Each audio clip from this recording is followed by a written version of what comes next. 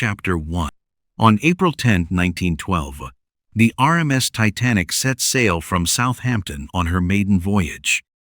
Only 4 days later, on the night of April 14 to April 15, the Oceans and Giants sank after colliding with an iceberg in the North Atlantic. More than 4,100 people lost their lives. It was a disaster that shook the world and still echoes to this day. But why did this particular tragedy create such fascination? After all, many ships have sunk throughout history. The Titanic, however, became a symbol of humanity's belief in progress, of hubris, of tragedy, and of fate. The Titanic as a myth. Even during her lifetime, the Titanic was considered extraordinary. She was the largest and most luxurious ship in the world. She was described as unsinkable, a belief that would prove to be a fatal mistake. On board were the richest of the rich, but also immigrants who were seeking their fortune in the New World. The sinking of the Titanic is therefore more than a maritime accident. It is a parable about humanity, about technological progress, social differences, courage, and despair. A mirror of society. The Titanic was also a floating image of early 20th century society. In first class, industrial magnates, nobles, and wealthy families traveled in luxury that had previously been almost unimaginable. Marble salons, opulent cabins, a swimming pool, and a smoking room. In third class, on the other hand, simple workers, farmers, and immigrants were accommodated, often in narrow cabins with shared rooms. During the sinking, this difference became tragically clear. Access to the lifeboats was made more difficult for many third-class passengers, while privileged guests had better chances of survival. In this way, the Titanic also became a symbol of the social inequalities of her time. The fascination of the catastrophe. Why is the Titanic still so present today? Several reasons explain this. The dimensions. Never before had such a large and modern ship sunk. The myth of unsinkability. The sinking was considered proof that technology is not infallible. The drama. A huge ship in the middle of the night, with more than 2,200 people on board. It is the perfect stage for human tragedy. The heroic stories, from the band that played until the end to Captain Smith, who went down with his ship. The cultural processing, books, exhibitions, and expeditions have kept the myth alive. The Titanic as a lesson. The sinking led not only to grief and fascination, but also to consequences. International conferences tightened safety regulations for shipping. The International Convention for the Safety of Life at Sea, SOLAS, was first adopted in 1914 and remains in force in later versions to this day. Radio equipment and life-saving equipment were internationally standardized. The Titanic disaster was therefore also a turning point that made travel at sea safer. A global phenomenon. The Titanic is an event that goes far beyond maritime history. She is material for literature and art. She is a cultural memory that lives on in museums, memorials, and films. She is a symbol of the transience of human greatness. While many disasters fade into oblivion over time, the Titanic has retained her radiance. Everyone knows her name. Everyone connects something with her story. Outlook. In this video, we embark on a journey through time into the history of the Titanic. We look at the era of ocean liners and the competition for the Atlantic. We experience the construction of the ship and the technical masterpieces. We accompany the Titanic on her maiden voyage. We relive the night of the catastrophe, from the collision to the sinking. We see how the world reacted, which myths emerged, and how the Titanic remains remembered to this day. Conclusion. A ship for eternity. The Titanic is more than a ship. She is a symbol of hopes and dreams, of arrogance and mistakes, of heroism and tragedy. Her sinking is a story that never loses its fascination, because it shows us that even the greatest achievements of humanity are fragile. Chapter 2. The Era of Ocean Liners. Prestige and Power at Sea. The Titanic was not a random product, but emerged in an era that can be described as the golden age of ocean liners.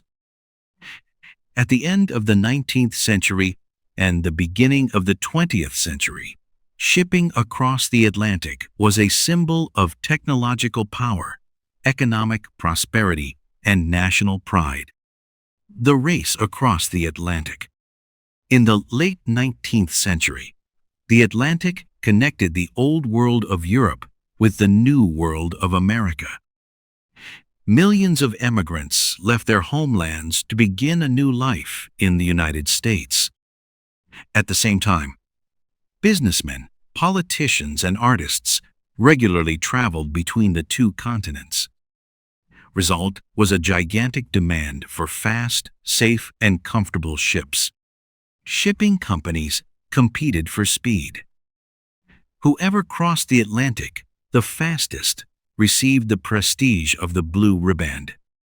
At the same time, size and luxury mattered in order to attract the richest passengers. Nations such as Great Britain and Germany viewed ocean liners as symbols of national strength. Ocean liners can fusing floating palaces and instruments in global competition. The great shipping companies dominated this race. Cunard Line, Great Britain. Its ships, Lusitania and Mauretania, set standards in speed and design. The Mauretania held the record for the fastest Atlantic crossing for more than 20 years. White Star Line, Great Britain. Instead of focusing on speed, White Star Line focused on luxury and comfort. The Titanic was part of its famous Olympic class. Hapag and Norddeutscher Lloyd, Germany. German shipping companies also built large ships to strengthen the prestige of the imperial era. Ships such as Kaiser Wilhelm der Grosse demonstrated German engineering skill. It was a competition driven equally by national honor and economic calculation. Ocean liners as a social stage. An ocean liner was not only a ship, but a microcosm of society. First class. Here traveled the rich and powerful, industrial magnates, nobles, and artists. They expected luxurious cabins, fine meals, and entertainment. Second class. Businessmen, civil servants, and wealthier middle-class travelers who wanted comfort but did not live in splendor. Third class. Steerage, mostly immigrants who were accommodated in narrow cabins, but who at least received a safe passage across the Atlantic. The social order of that time was reflected at sea and would gain tragic significance in the Titanic disaster. Prestige objects of nations. An ocean liner was more than a ship.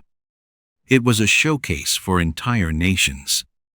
For Great Britain, Cunard and White Star were symbols of maritime supremacy. Germany used its ships to support the empire's claim to world status. The United States benefited as the destination of Atlantic crossings and increased its influence in world trade.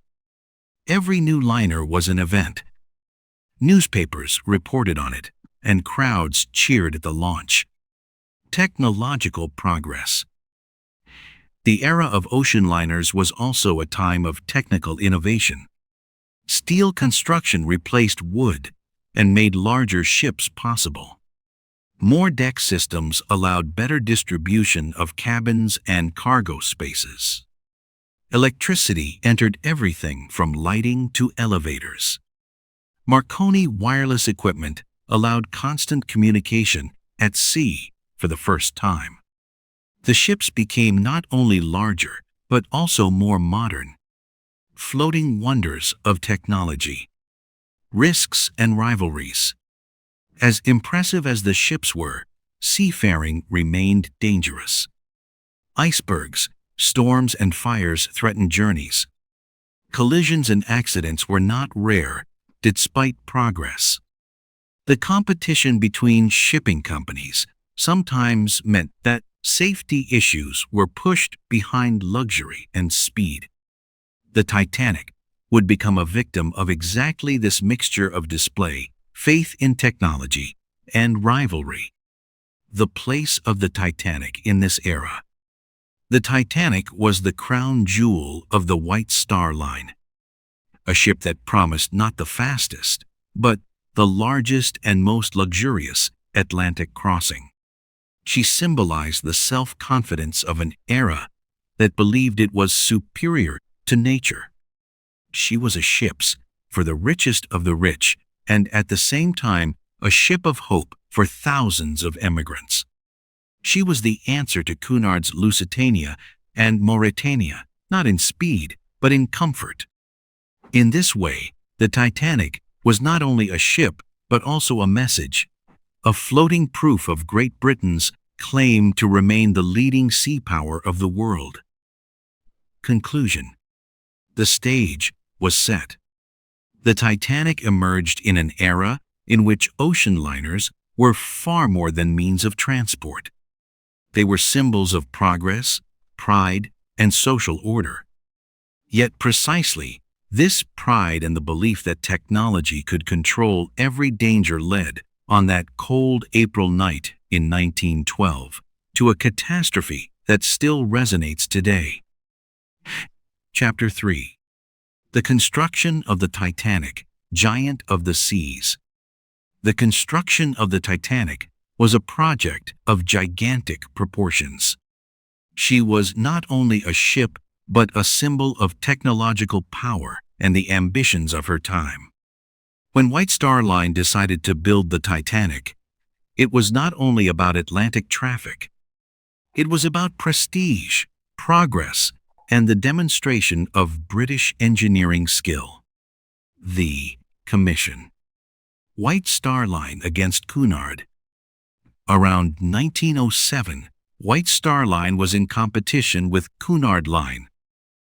Cunard had put the Lusitania and the Mauretania into service, two fast and modern ships that held the blue riband for the fastest Atlantic crossing. White Star Line decided not to compete with speed, but with size and luxury. 3 ships of the Olympic class were planned: Olympic, Titanic, and Britannic. These ships were intended to be larger, more comfortable, and safer than anything ever built before. Harland and Wolff, the shipyard in Belfast. Construction took place in the docks of and Wolff shipyard in Belfast, Northern Ireland, which was considered one of the most modern shipyards in the world. More than 3,000 workers were involved in the construction. Special docks and cranes had to be built to handle the dimensions of the Olympic class. The Titanic received yard number 401. The cooperation between White Star Line and Harland and Wolff was close. The two companies were connected by a long-standing partnership. Dimensions and technical data. The Titanic was a technological wonder of her time. Length 269 meters. Width 28 meters. Height more than 53 meters from keel to funnel. Weight about 46,000 gross register tons. Maximum speed about 23 knots. Capacity more than 2,400 passengers plus crew. The Titanic was therefore the largest moving object ever built by humans at that time. Construction and safety.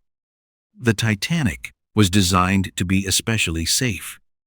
Her hull was divided into 16 watertight compartments. These could be sealed off by bulkheads so that the ship would remain afloat even if damaged. The designers believed that even 4 flooded compartments would not cause the ship to sink. This belief led to the fatal myth that the Titanic was unsinkable. Equipment and technology. The Titanic was not only large, but also luxuriously equipped. 4 funnels, of which only 3 were functional. The 4th was a dummy, built for the majestic appearance. Boiler rooms, in which coal was burned to drive the steam engines. 2 huge triple expansion engines and 1 low-pressure turbine provided propulsion. Electric lighting, elevators, and telephone systems made the Titanic a technical wonder. Luxury on board. The furnishings in first class were incomparable. Magnificent halls in the style of French palaces. A swimming pool, a sensation at the time. Turkish bath, squash court, library, smoking rooms, cabins with luxurious furniture and bathrooms. Even second class offered more comfort than many other ships of its time.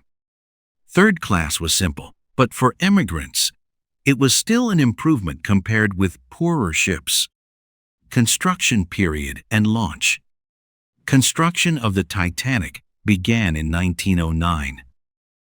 The keel was laid in March 1909.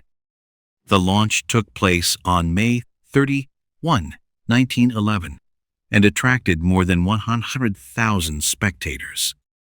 The Titanic slid ceremonially into the water, a triumph for Belfast and the White Star Line. After that, the fitting out began, which lasted almost a year. Interior furnishings, machinery, safety systems, sea trials, and entry into service. Sea trials and commissioning. The Titanic completed her sea trials in April 1912. She reached a speed of about 23 knots. All systems functioned satisfactorily. Small defects were still corrected.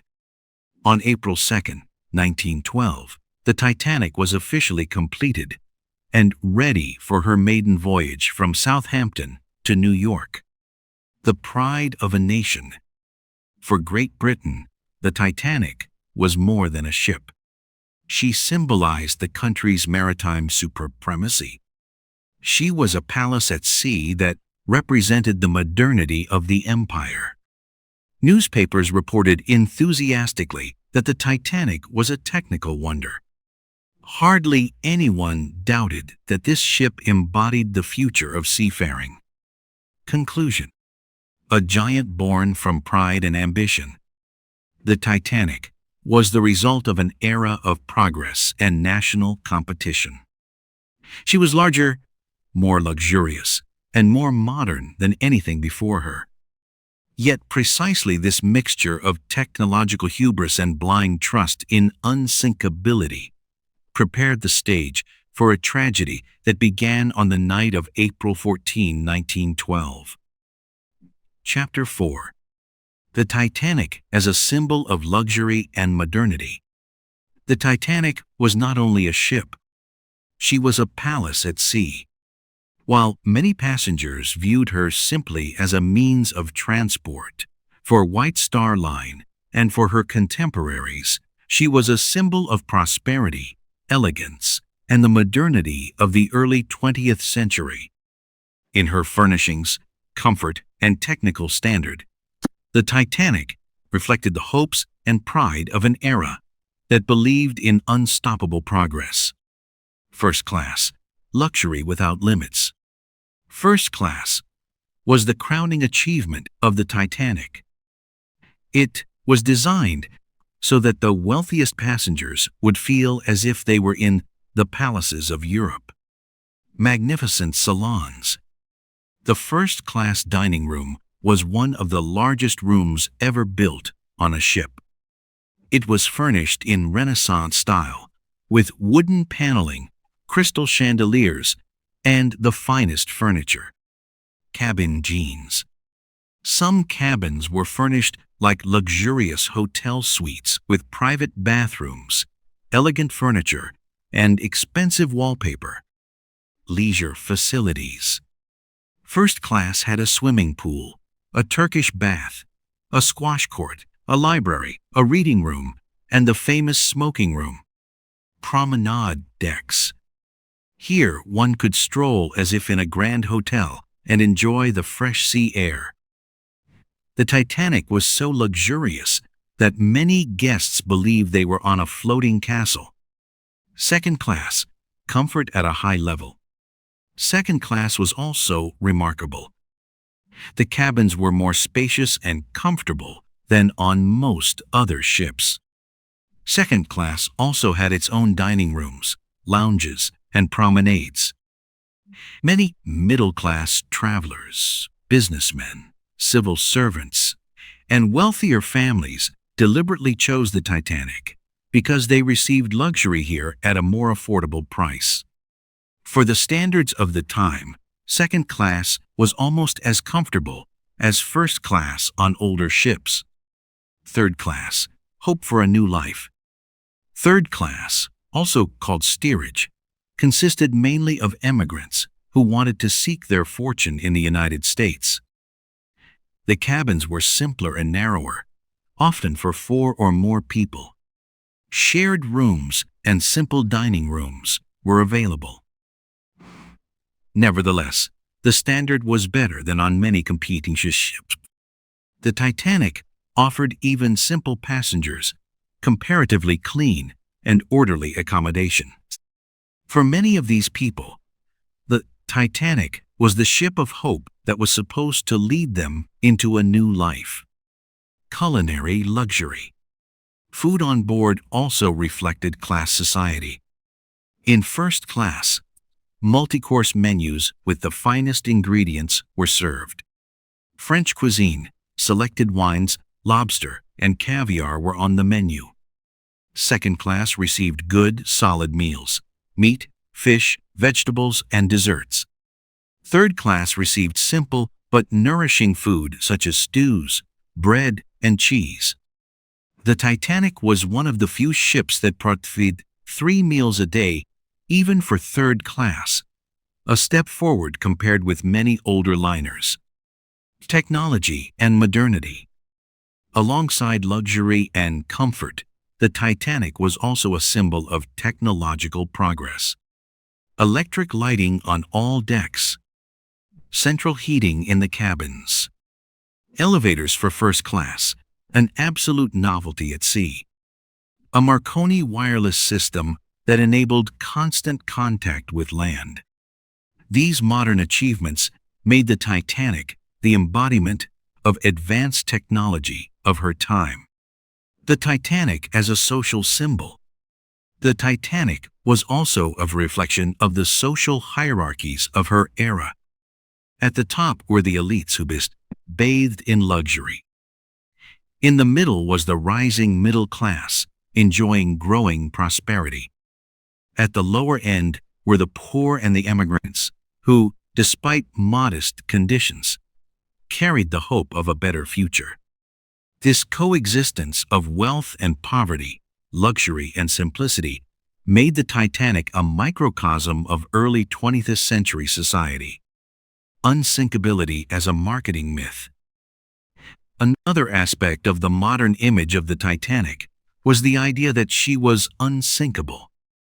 The construction with watertight compartments was considered revolutionary. Newspapers suggested that the Titanic was practically invulnerable.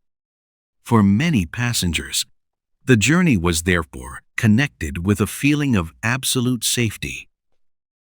This supposed safety intensified the shock when the Titanic actually sank. Conclusion. A floating palace of modernity. The Titanic was more than a ship. She was a symbol of her time. Luxury, comfort, and technology merged into a unique experience. she reflected the social differences of society. She was an expression of belief in progress and optimism, but also of hubris and illusion. The dreams of an era were bundled together in the Titanic, and precisely for that reason, her sinking became one of the greatest tragedies of the 20th century. Chapter 5. The Maiden Voyage.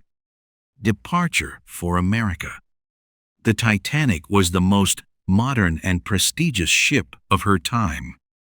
On April 10, 1912, she began her first and only journey, the famous maiden voyage from Southampton to New York.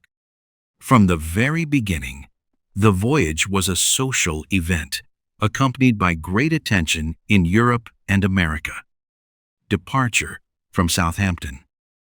On the morning of April 10, 1912, the Titanic left Southampton. Even days earlier, the ship had been the object of curious looks. Thousands of spectators gathered to see the giant of the seas. Passengers of all classes went on board, from millionaires and nobles to immigrants who were setting out for the New World with hope and longing. In total, more than 2,200 people were on board, including passengers and crew. An incident at the very beginning caused a stir. As the Titanic left the harbor, her size created such a suction effect that the ship SS New York almost collided with her. Only quick intervention by tugboats prevented an accident. Stops in Cherbourg and Queenstown. After departure, the Titanic set course for France and Ireland. Cherbourg, France. On the evening of the same day, the Titanic stopped there. Since the harbor was too small, passengers were brought on board by tenders. More wealthy guests boarded here, including famous names such as Benjamin Guggenheim and Margaret Molly Brown. Queenstown, Ireland, today Cobb. On April 11, the ship took on her last passengers, mainly immigrants who wanted to begin a new life in the United States. After this last stop, the Titanic set course across the Atlantic. Her destination, New York. Passengers, a cross-section of society. The maiden voyage brought together people of very different backgrounds. First class. On board were some of the richest people in the world, including John Jacob Astor IV, Benjamin Guggenheim, and Isidor and Ida Strauss. They traveled in incomparable luxury. Second class. Here were businessmen, professors, tourists, and a rising middle class. Third class. Many Irish, Scandinavians, Italians, and Eastern Europeans, immigrants who were seeking their fortune in America. In this way, the Titanic became a microcosm of the society of that time. Life on board. The first days of the maiden voyage were calm. The weather was pleasant, and the sea was largely calm. In first class, guests enjoyed celebrations, concerts, lavish dinners, and walks on the promenade decks. In second class, there was a family-like atmosphere. People met in lounges and dining rooms.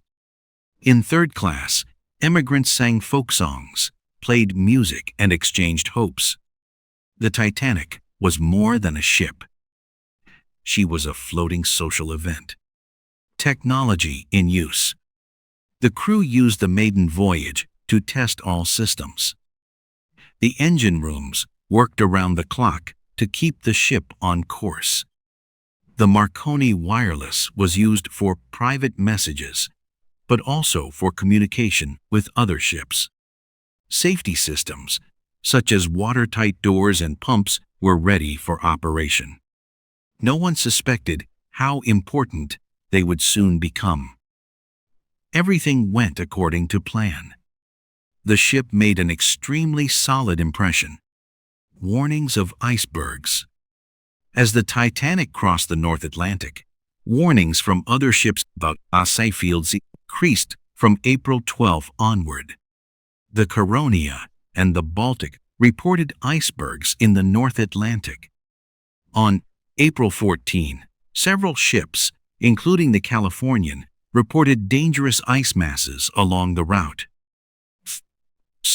These warnings were passed to the bridge, but the Titanic kept her course and maintained a speed of roughly 21 to 22 knots. For many, the ship was considered too modern and too safe to be seriously endangered. The mood on board. Until the evening of April 14, the mood remained optimistic. The wealthy enjoyed their luxurious life on board. The crew was proud of the ship, which ran smoothly. Emigrants celebrated the prospect of a new life in America. No one suspected that the catastrophe was only a few hours away. Conclusion. The dream of a maiden voyage. The maiden voyage of the Titanic was an event of prestige, hope, and departure. For the rich, it was a symbol of luxury and progress. For the emigrants, it was a ship of dreams and opportunities. For White Star Line, it was a prestige project that was supposed to redefine Atlantic travel. But from this dream voyage came a tragedy that remains unforgettable to this day. Chapter 6. The Night of the Sinking. April 14, 1912. The night from April 14 to April 15, 1912, went down in history. On this night, the maiden voyage of the Titanic transformed from a triumph of technology into one of the greatest disasters in maritime history. What began as a calm evening ended in a tragedy that cost more than 1,500 people their lives. The day before the disaster, April 14, 1912, was a sunny but cold day. The sea was unusually calm, so calm that many passengers spoke of the mirror-like smoothness of the water. In the morning, guests went about their usual activities. Walks on deck, religious services, concerts. In first class, a festive dinner was planned, attended by the rich and famous. In third class, families talked about their future in America. The mood was relaxed. No one suspected that the ship was in a dangerous area. Warnings of ice. Throughout the day, wireless messages arrived from other ships warning of ice fields. The Caronia reported ice in the North Atlantic in the morning. The Baltic and the America also reported icebergs. In the evening, the Californian even warned directly of a large ice field nearby. The officers on the bridge were aware of the danger, but kept course and speed around 21 to 22 knots. It was considered normal not to change route, as long as visibility was clear. The night, silence and cold.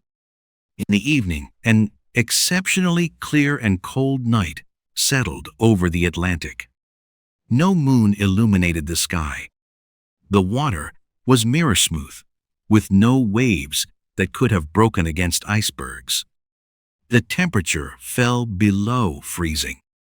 These conditions made it especially difficult to recognize ice in time. But 11:40 p.m. The collision. At 11:40 p.m., the lookouts in the crow's nest suddenly noticed a dark shadow. A huge iceberg directly ahead of the bow. Frederick Fleet, one of the lookouts, rang the alarm bell and reported, "Iceberg right ahead."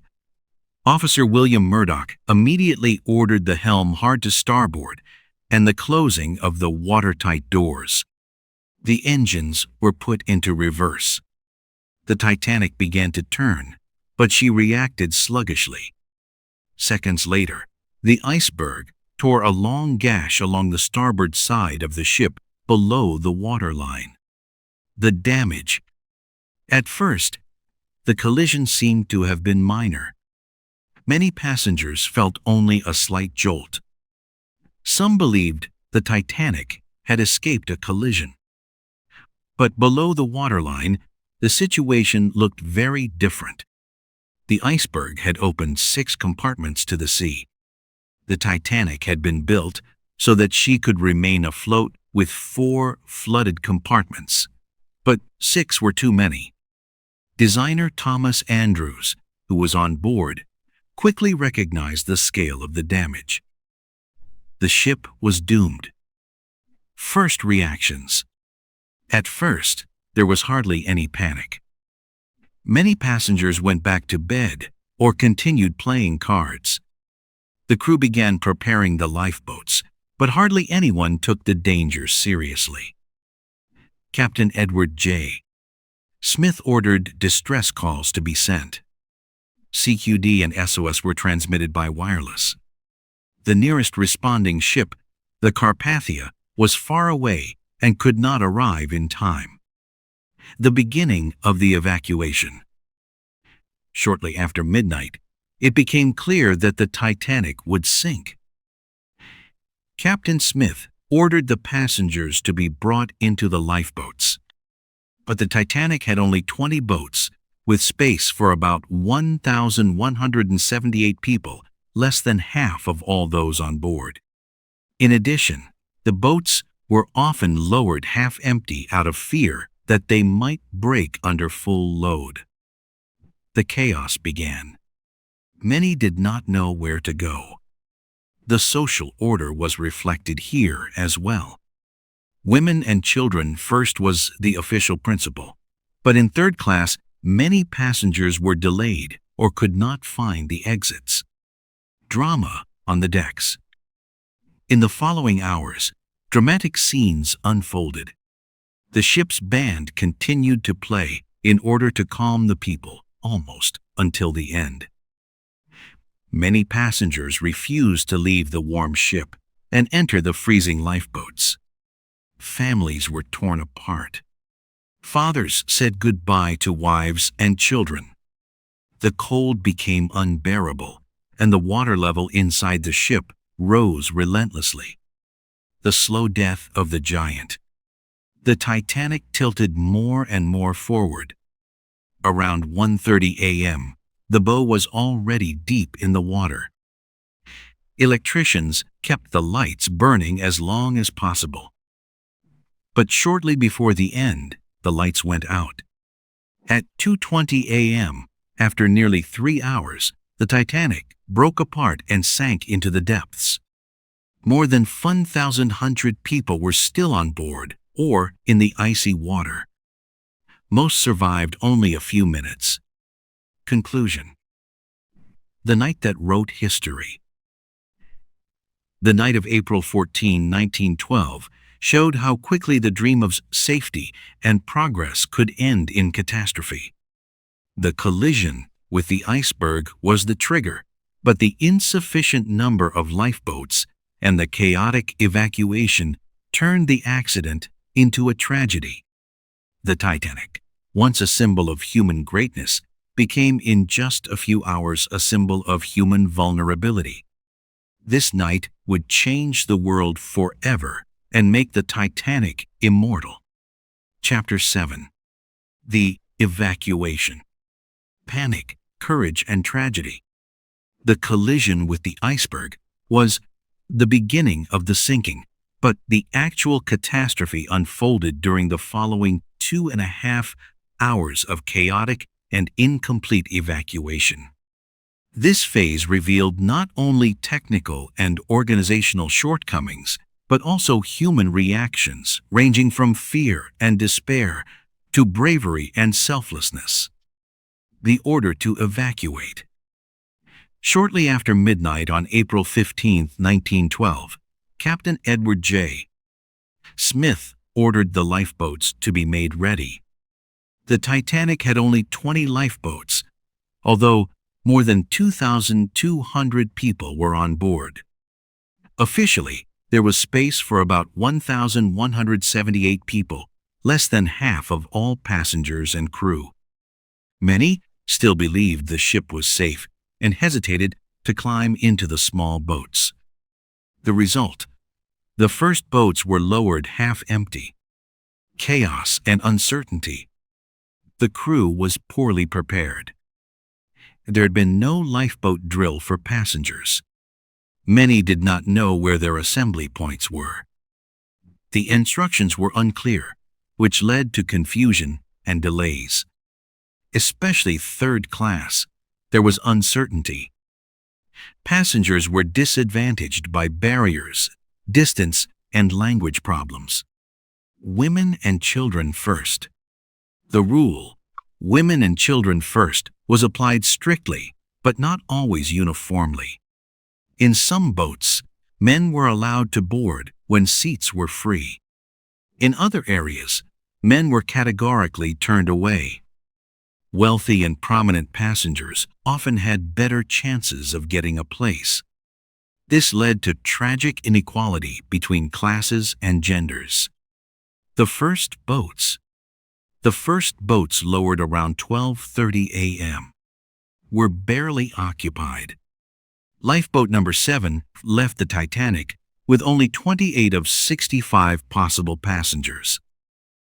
Other boats were also half empty, out of fear that they might break while being lowered. Later, when the situation became more serious, people crowded around every available place.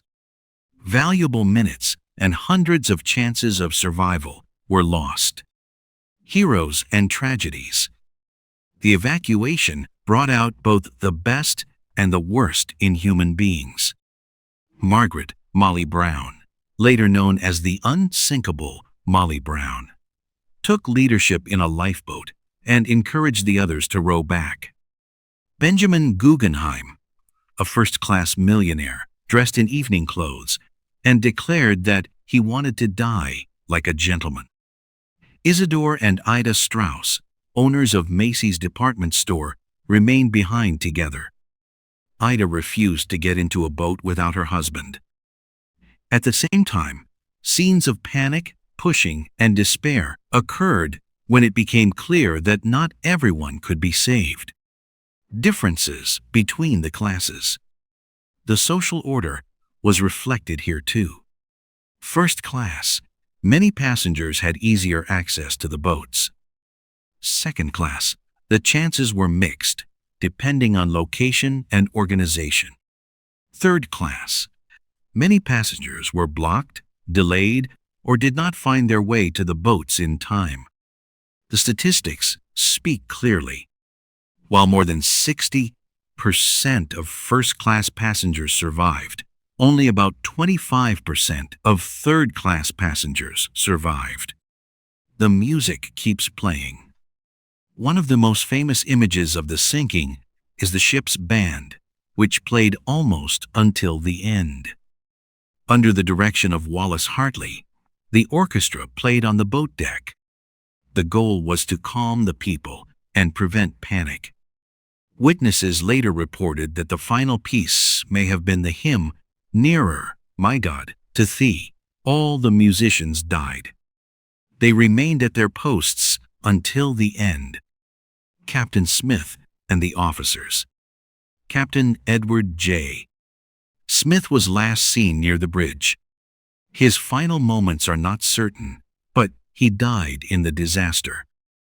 The officers did what they could. William Murdoch, the first officer, supervised the loading of many boats and died during the sinking. Charles Lightoller, the second officer, enforced the women and children first order particularly strictly and survived by clinging to an overturned collapsible boat. The final act. Around 2:12 a.m., it was clear that only a few minutes remained. The angle of the ship became steeper and steeper. People clung to the railings or jumped into the water. Some lifeboats were overcrowded, while collapsible boats were launched under extreme difficulty. At 2:20 a.m., the Titanic finally sank, with more than 500 people still on board or in the water. Conclusion. An evacuation full of drama. The evacuation of the Titanic was a mixture of chaos, courage, and failure. Too few lifeboats, poorly coordinated procedures, and social inequalities cost hundreds of people their lives. At the same time, human greatness was revealed. Musicians, officers, and ordinary passengers acted heroically. The images of that night, empty boats, desperate people, music in the darkness, still shape the myth of the Titanic today. Chapter 8. The sinking. Minutes of decision. After 2.5 hours of desperate evacuation, the Titanic was doomed in the early morning hours of April 15, 1912. The luxury liner, considered unsinkable, was fighting through her final hour, and the people on board faced decisions between hope and despair, duty and self-rescue. The last minutes before the end. Around 1:30 a.m., the situation was dramatic. The bow was almost completely underwater. The stern rose higher and higher. People ran back and forth on the boat deck, searched for lifeboats, or were already jumping into the water. The last lifeboats were overcrowded, and many people remained behind, either consciously or involuntarily. The breaking of the ship. For a long time, it was unclear whether the Titanic had sunk whole or in two parts. Survivors reported early on that the ship had broken apart. Only the discovery of the wreck in 1985 confirmed this. Shortly before the final sinking, the Titanic broke apart between the third and fourth funnels. The bow section sank quickly into the depths. The stern rose almost vertically and remained for a few more minutes before it too disappeared. The scene must have been apocalyptic. Screaming people, crashing metal, and the terrible sound of the ship tearing apart. The captain and the crew. The final moments of Captain Edward J. Smith are not securely documented. Some accounts say he was last seen on the bridge and went down with the ship. Others claims he still gave orders for the rescue effort. Many officers and crew members remained on board until the end. Thomas Andrews, the designer, was reportedly seen in the smoking room, waiting quietly. Wireless operator Jack Phillips sent distress messages until near the end. He died in the disaster. The passengers, despair and sacrifice. Among the passengers, scenes unfolded that became part of history. Isidore and Ida Strauss, the married couple, who decided to die together rather than be separated. Benjamin Guggenheim, who dressed in evening wear and declared that he would go down like a gentleman. Mothers and children in the boats had to watch helplessly as their husbands and fathers remained behind.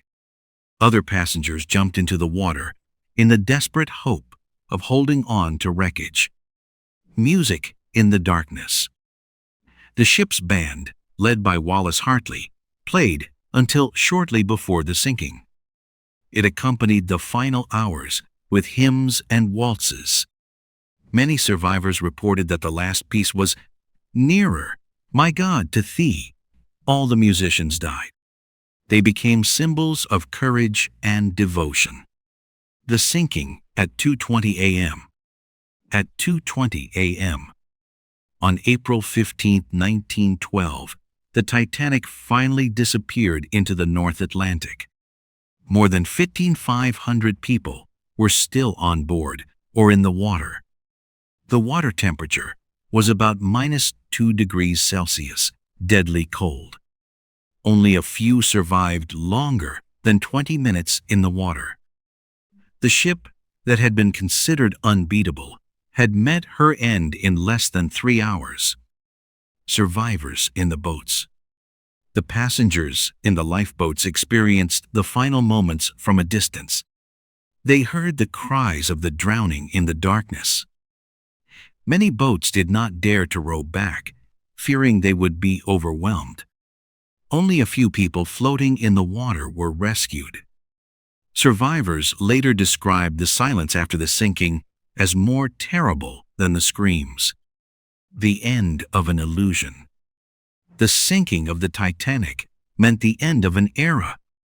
The illusion of unsinkability was destroyed. The belief in unrestricted progress received a deep crack. The catastrophe revealed the brutality of social differences. The class in which a person traveled could help decide life or death. The Titanic thus became a symbol of human hubris and the fragility of progress. Conclusion. Minutes of decision. The final hours of the Titanic were marked by drama, despair, and humanity. For some, they meant heroic deeds, for others, a tragic death. For the world, they meant a lesson. Safety must never be taken for granted. At the bottom of the Atlantic, the Titanic found her grave. But in the memories of the survivors, and in the collective memory of humanity, her real life as a myth began. Chapter 9. Survivors. Rescue by the Carpathia.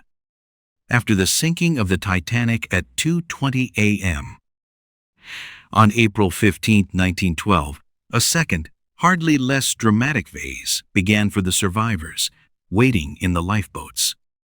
While more than 1,500 people died in the icy Atlantic, about 700 passengers and crew members endured the cold in the 20 boats. Only hours later did help arrive in the form of the steamship Carpathia. The situation in the lifeboats. The mood in the boats was marked by fear, grief, and cold. Many passengers were only lightly dressed. In the hurry, they had left their cabins without coats or blankets. Some boats were overcrowded, others half empty.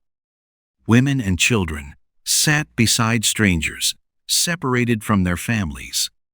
The cries of the drowning slowly faded into the night, a sound that haunted many survivors for the rest of their lives.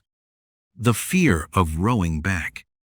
Although hundreds of people were still in the water, most boats did not return to rescue more. Many feared that panic would cause the boats to capsize. Only a few boats, including one organized under 5th Officer Harold Lowe, dared to attempt a return and rescued a small number of survivors. In the end, only a small number of people were pulled from the water alive. This fact later led to harsh criticism and became a symbol of the tragedy of the sinking. Hope at dawn. Around 4 a.m., the sky slowly began to brighten. The survivors now saw the full extent of the disaster, only boats on an empty sea. Many cried, others prayed silently. The cold made waiting almost unbearable. Some died from hypothermia. But then help finally appeared on the horizon. The Carpathia hurries to help. The Carpathia, a passenger steamship of the Cunard Line, had received the Titanic's distress signals around midnight.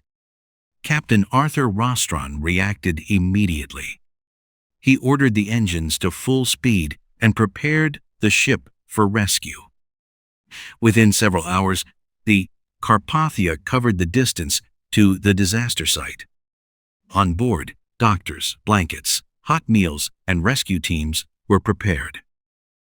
Around 4 a.m., the Carpathia reached the first boats. The rescue operation. In the following hours, all surviving passengers were taken on board. Lifeboats rowed one after another to the Carpathia. Exhausted, freezing, and crying people were pulled aboard. Crew members cared for the injured and warmed those suffering from cold. In total, about 705 survivors were rescued. The news goes around the world. Meanwhile, the news of the sinkings spread rapidly. The Carpathia's wireless operators informed New York and the world. The first reports were confusing.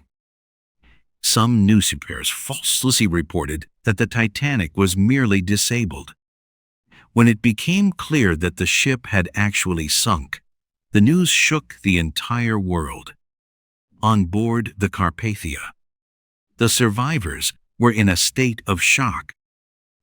Many desperately searched for relatives. Lists of the rescued were created, but uncertainty remained. Captain Rostron kept the survivors together and provided them with the greatest possible care. Reports describe scenes full of grief. Mothers without children, wives without husbands, families without their loved ones. Arrival in New York. On April 18, 1912, the Carpathia reached New York.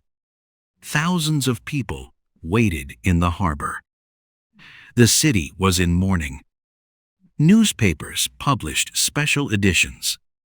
The survivors were received by relatives, reporters, and relief organizations. The Carpathia itself was celebrated as a hero ship, and Captain Rostron later received honors for his actions. Survival statistics. The rescue revealed drastic differences. First class, around 60% survived. Second class, about 42% survived. Third class, only about 25% survived. Crew, about 24% survived. These numbers made the social inequality of the sinking especially clear. Conclusion. Hope and pain. The rescue by the Carpathia was an act of humanity in the middle of a catastrophe. Around 700 people survived thanks to quick help and courageous decisions.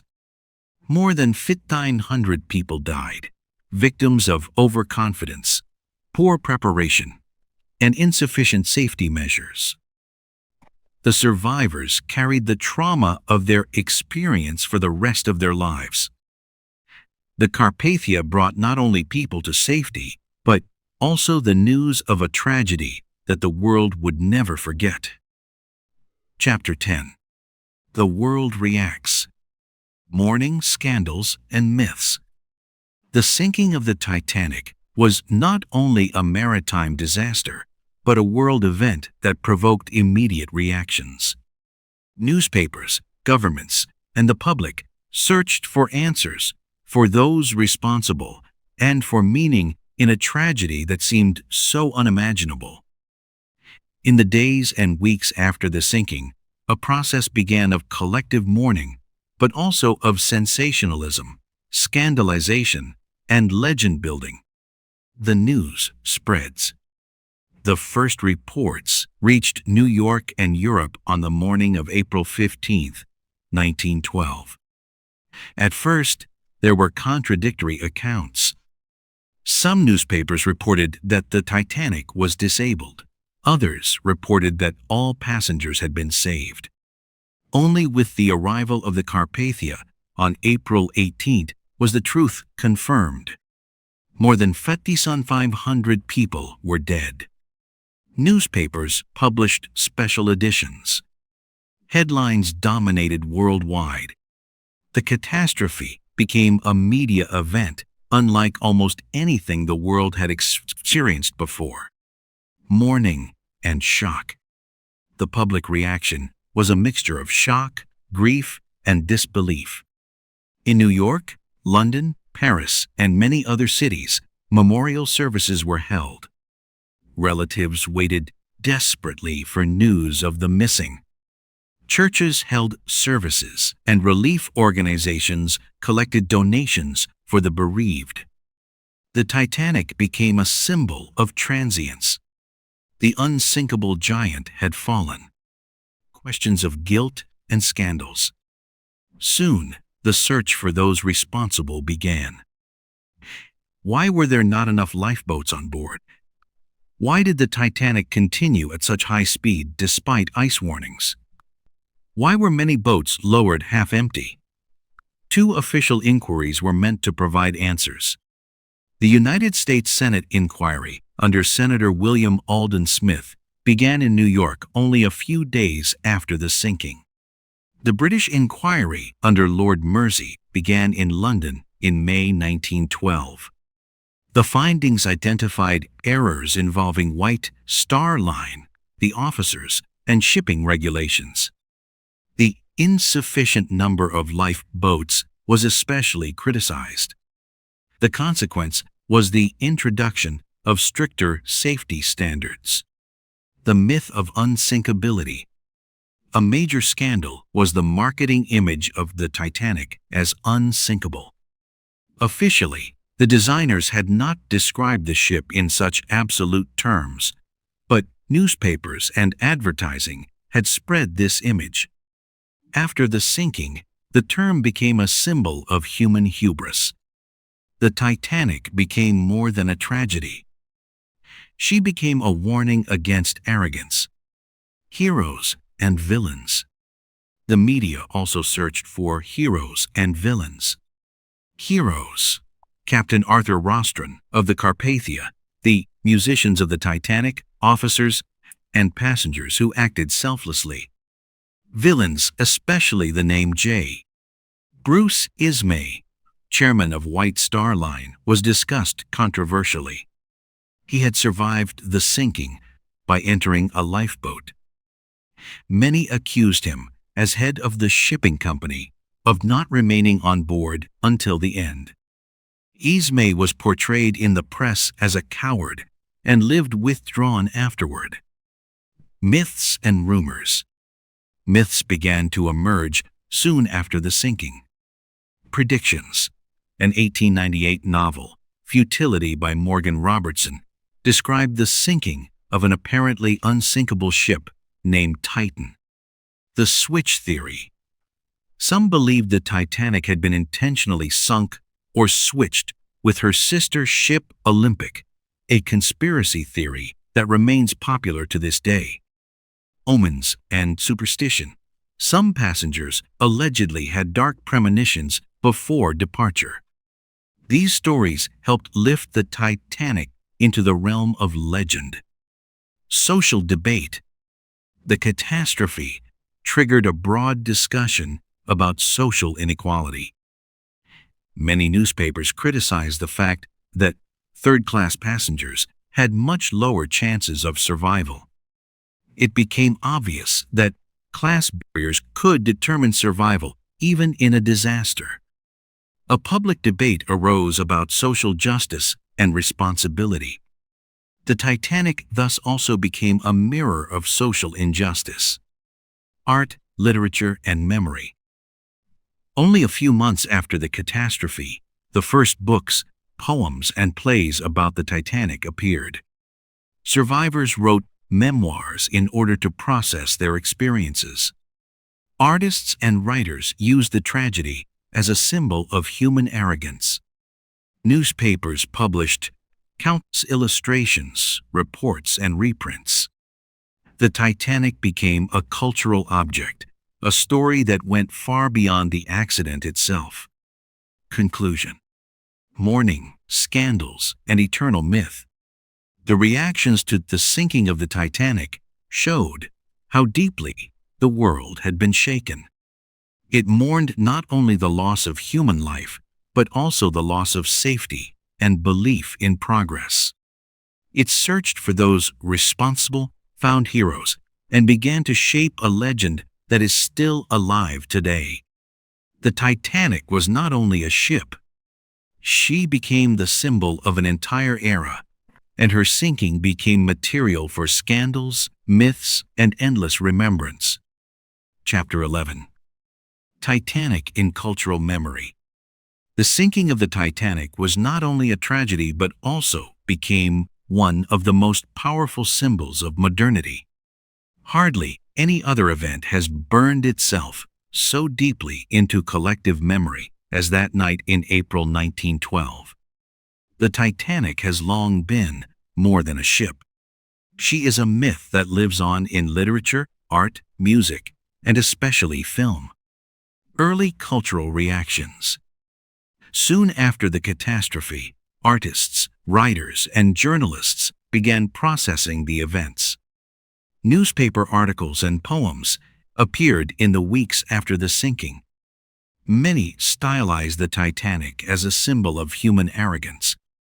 Early silent films, such as Saved from the Titanic from 1912, featuring survivor Dorothy Gibson, appeared only weeks after the disaster.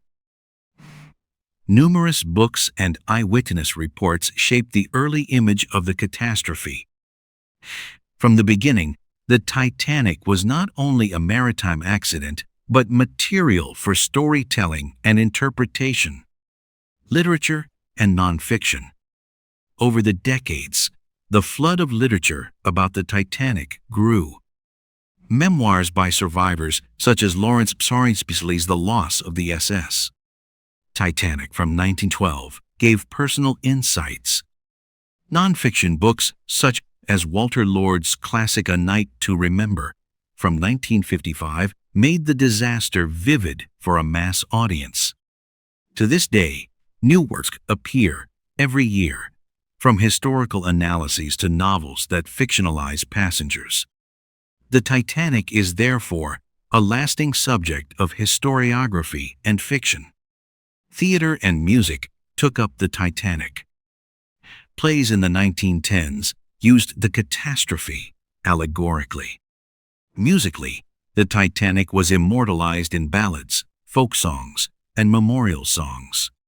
Later, Broadway even created Titanic, the musical in 1997, which won several Tony Awards.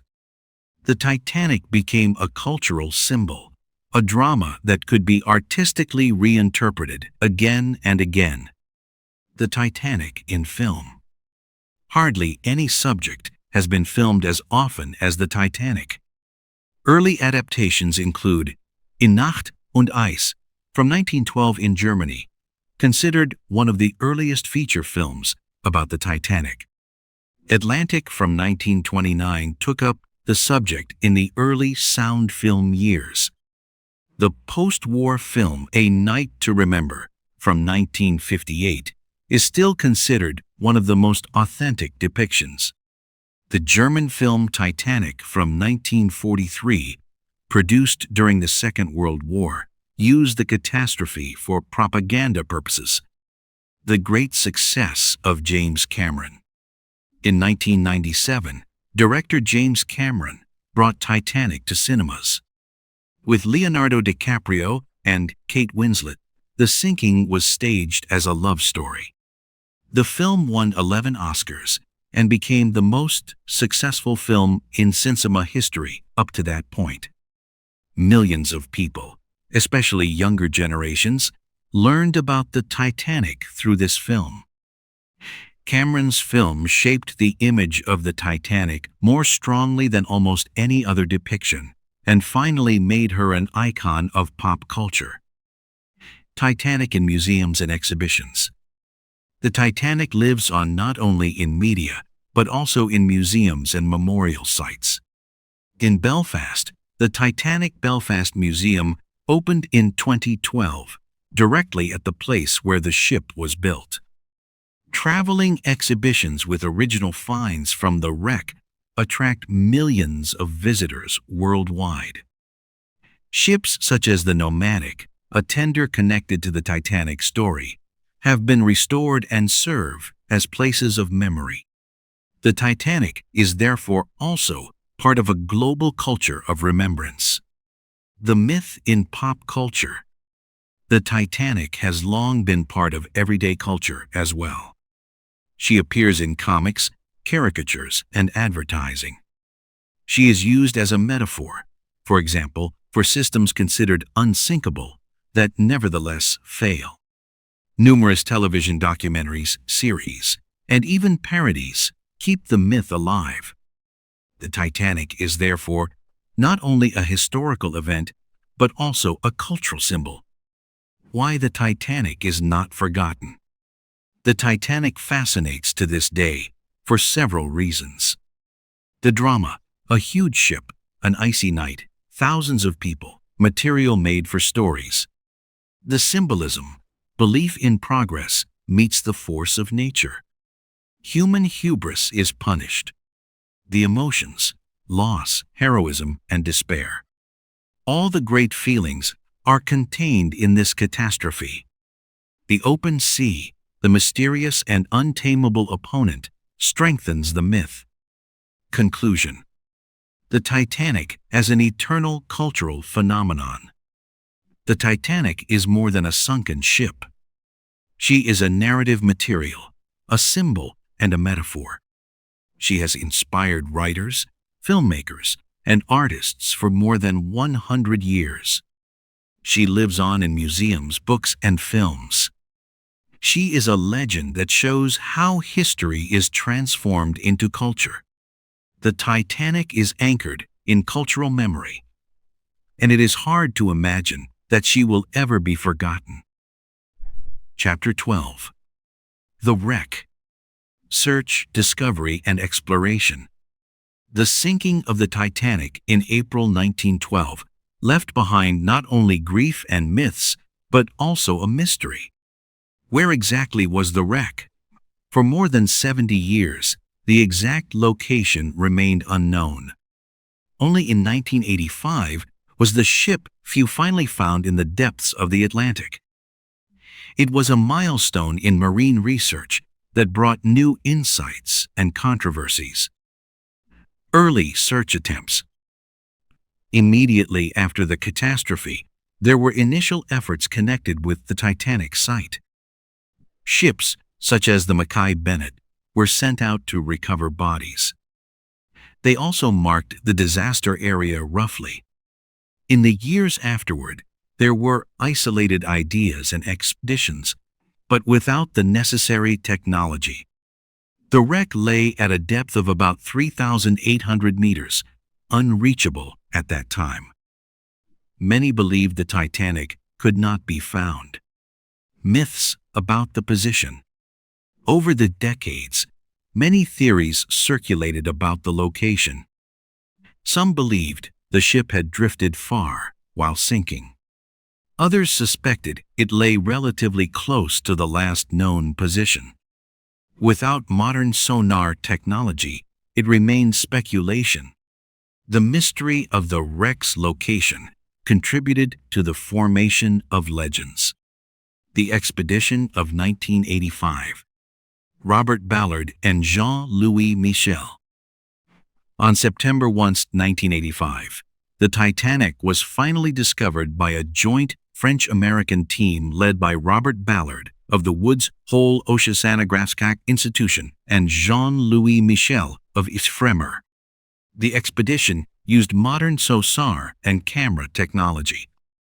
It was a surprise to confirm that the Titanic had broken into two parts.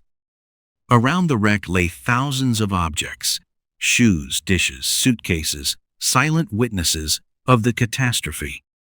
The images of the Titanic on the sea floor went around the world. First images. A window into the past. The first videos and photos were spectacular. The bow was largely intact. Railings, anchors, and even cabin windows were recognizable.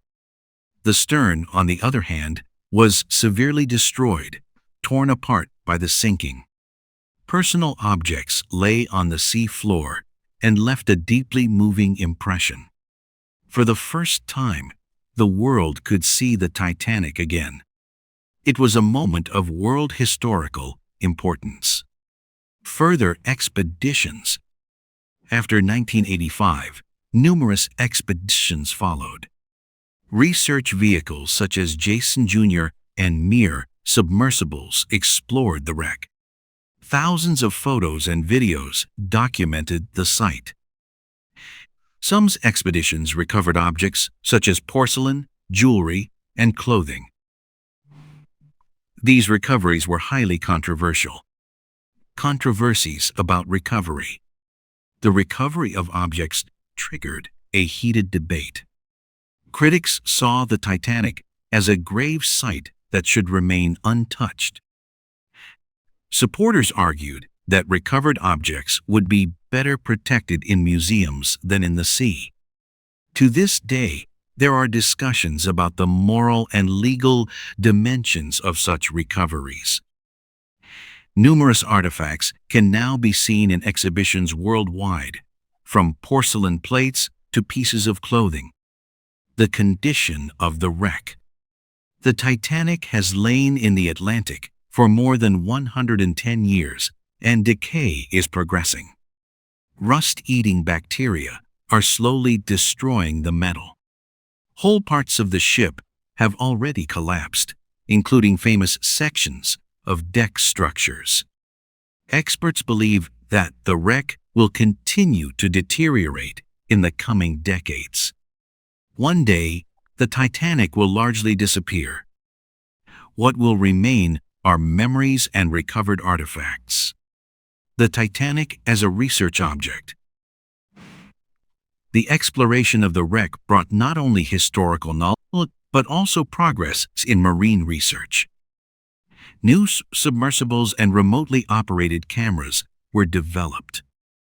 Expeditions also served geology and biology. The wreck is a habitat for deep-sea organisms. The Titanic became a laboratory in the depths. In this way, she remains not only a symbol of the past, but also a driver of scientific innovation, tourism, and underwater travel.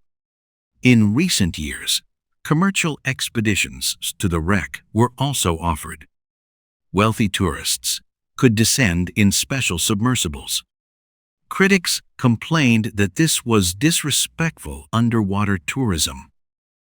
Supporters saw it as a way to experience the Titanic in a new way. The tragedy of 2023 showed that such expeditions remain risky even today, when the submersible Titan imploded during a visit to the wreck. Conclusion. A treasure of memory, but transient. The discovery of the wreck was a historical moment that brought the Titanic back into the world's consciousness. It revealed details of the sinking, confirmed eyewitness accounts, and challenged myths. But it also raised ethical questions. Should artifacts be recovered, or should the wreck be left to rest? It showed that even the greatest ships do not last forever. Even at the bottom of the ocean, the Titanic is transient. The Titanic rests 3,800 meters deep in the Atlantic, a silent memorial that reminds us again and again how thin the line is between progress and catastrophe. Chapter 13. The Legacy of the Titanic. Safety, Memory, and Legends.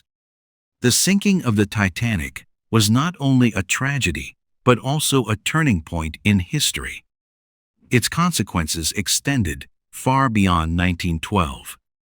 It changed shipping, shaped collective memory, and created legends that continue to live on to this day. Safety at sea. Lessons from the catastrophe. The Titanic led to fundamental reforms in shipping. More lifeboats. New regulations required enough places for all passengers and crew. Lifeboat drills. Drills for passengers became mandatory. 24-hour radio operation. Ships had to be able to receive and send distress calls at all times. International Ice Patrol. Since 1914, the International Ice Patrol has monitored the North Atlantic for icebergs. These measures have saved countless lives since then and made seafaring significantly safer. Culture of remembrance, museums, memorials, and exhibitions. The Titanic became a place of memory of global significance. Memorials in Southampton for the crew, memorial plaques in New York, Halifax, and Belfast. Museums such as Titanic Belfast and the Titanic Museum in Pigeon Forge, USA, attract millions of visitors. traveling exhibitions with recovered artifacts keep the story alive around the world. The Titanic is part of a worldwide culture of remembrance comparable to historic battles or major disasters. The Titanic as a legend. More than any other maritime disaster, the Titanic became a myth. Stories such as that of the musicians who played until the end, or the Strauss couple who died together, still shape the image today. The legend of the unsinkable Titanic is a fixed part of our language, a symbol of arrogance. Numerous myths, conspiracy theories, and fictional stories keep the memory alive. The Titanic has become a cultural archetype. She stands for the hubris of human beings in the face of nature. Social significance. The sinking of the Titanic also revealed social realities. The chances of survival varied strongly according to class, gender, and age. This led to discussions about social injustice. The catastrophe, therefore, also became a symbol of social barriers that existed even in the face of death. The Titanic still shows today how closely technology, society, and power are connected. The Titanic in pop culture.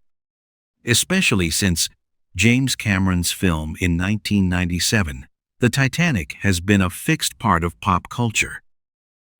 Millions of people around the world associate the ship not only with history, but also with a love story. Music, books, and series repeatedly take up the myth. Titanic has become a synonym for tragic greatness, a symbol that everyone knows. The legend lives on through every new generation. The wreck as a memorial. The discovery of the wreck in 1985 gave new strength to remembrance. Images of the ship on the sea floor brought the catastrophe back into consciousness. The debate over whether the wreck should be left alone as a grave site or used as a source of historical artifacts continues to this day. For many, the Titanic remains a sacred place of memory. The wreck is therefore not only a research object, but also a symbol of respect. Conclusion. A legacy for all time. The Titanic is more than a sunken ship. She is a lesson in safety, a symbol of human hubris, and a legend that shapes our culture. She made seafaring safer. She became part of a global culture of remembrance. She remains a myth that is passed down from generation to generation. More than 110 years after her sinking, the Titanic has not disappeared.